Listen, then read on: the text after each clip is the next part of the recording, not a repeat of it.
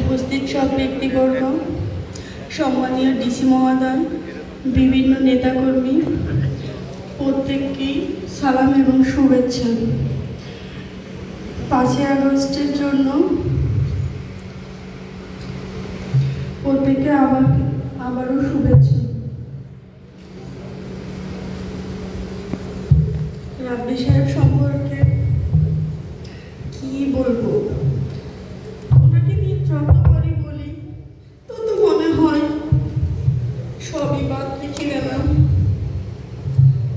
ভদ্রলোকের সহধর্মিণী হিসেবে সবার কাছে আজকে একটা ক্ষমা প্রার্থনার জন্য আসছি।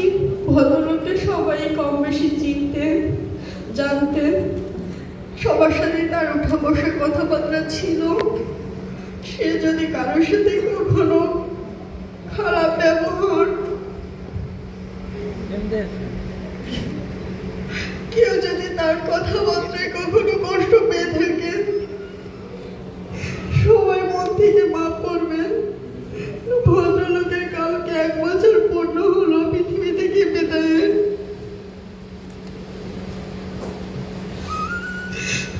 সবার কাছে আজকে আর একটা আর্জি,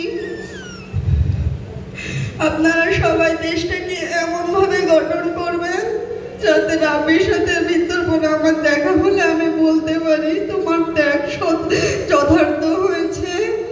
দেশের জন্য জমিতে ত্যাগ করে আসলে আমাদেরকে তুচ্ছ মনে করে সবাই তোমার না থাকার দায়িত্বটা খুব ভালোভাবে পালন করছে।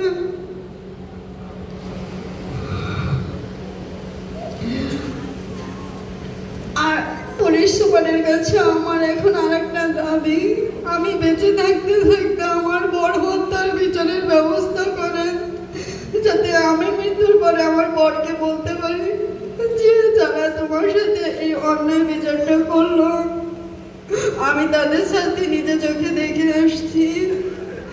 আর একটা দাবি হচ্ছে ওদেরকে ফাঁসি দেওয়ার আগে একটা গুলি করবেন প্লিজ। ওরা বুঝুক যাতে আমার বরকে গুলি করার পরে কতটা কষ্ট পায়। আমার জীবন তো শেষই।